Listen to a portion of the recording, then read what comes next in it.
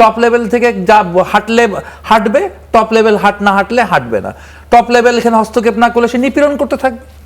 Top level এখানে হস্তক্ষেপ না করলে সে এখানে পাত্তাই দেবে না মানুষকে। আমার প্রধানমন্ত্রী বা এমপির কাছে যেতে হবে না, আমি আমার পাড়ার পুলিশ ফাঁড়িতে কমপ্লেন করলেই যেন আমার সমস্যার সমাধান হয়ে যায়। যেমনটা তিনি বলছিলেন যে নির্দেশনা পেলে আইন শৃঙ্খলা রক্ষাকারী বাহিনীর সদস্যরা তড়িৎ গতিতে কাজ করে, কিন্তু অনেক ক্ষেত্রে দেখা যায় যে আমাদের আইন শৃঙ্খলা রক্ষাকারী বাহিনীর দায়িত্বে যারা থাকেন, দায়িত্বপ্রাপ্ত ব্যক্তিরা অভিযোগ পাওয়ার পরও অনেক সময় তারা এই উদাহরণটার মতো, এই অপহরণের ঘটনাটির মতো করে তারা তড়িৎ গতিতে কাজ করতে পারেন না। এটা কেন হয় বলে আপনার মনে হয়?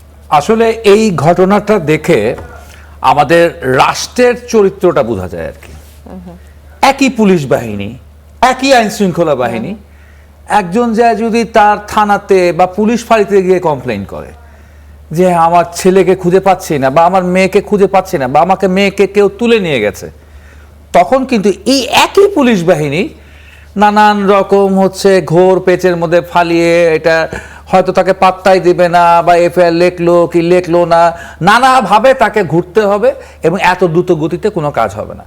কিন্তু যখন রাষ্ট্রের একদম প্রধান বা সরকার প্রধান তাকে বলবে, তখন মুহূর্তের মধ্যে সব ঘটনা ঘটে যাবে এবং সবাই আমরা প্রচার মাধ্যমে দেখব, মিডিয়াতে দেখব, আমরা হাততালি দেব এবং আমরা একই সাথে একটা মহিমা ব্যক্তি বন্দনায়ও ভেসে যাব আর কি। আমার নেতা বা আমার নেত্রী, এটা আগেও দেখেছি যে শেখ হাসিনা হস্তক্ষেপ করলে কাজ হয়ে যায়, আর অন্য আর কোনো টায়ারে প্রশাসন বলেন বা তাদের দলের বলেন বা গিয়ে আমলাতন্ত্রের বলেন, কোনো টায়ারেই কোনো কাজ হয় না, ওনার কাজ পৌঁছে যেতে হবে, তাহলে কাজটা হয়ে যাবে আর কি।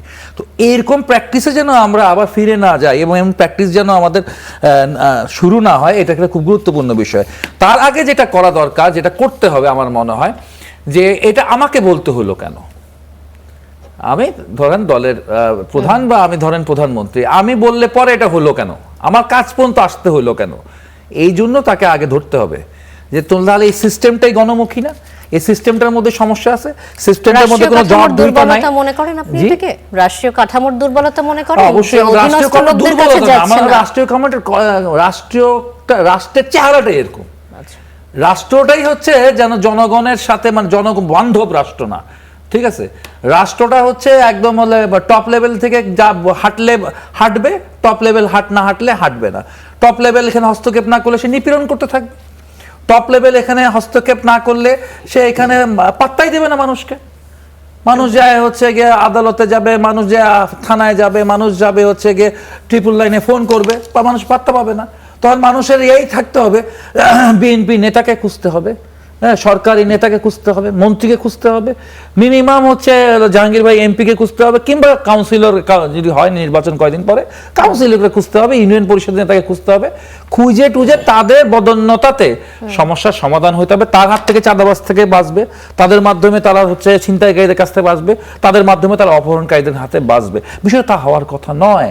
বিষয়টা আমার আমার সেই পুলিশ, আমার যে থানা, আমার সেই পুরো সিস্টেম, সেই সিস্টেমটা ঐতিহাসিকভাবে গত 1.5 বছর আগে বা নানান রকম ঘটনাবলীর মাধ্যমে সিস্টেমটা আগে করাপ্ট হয়েছে, পরে হয়েছে কোলাপস। এই করাপ্টেড এবং কোলাপসড এই সিস্টেমটাকে খুব দ্রুত রিফর্ম করতে হবে বিএনপিকে।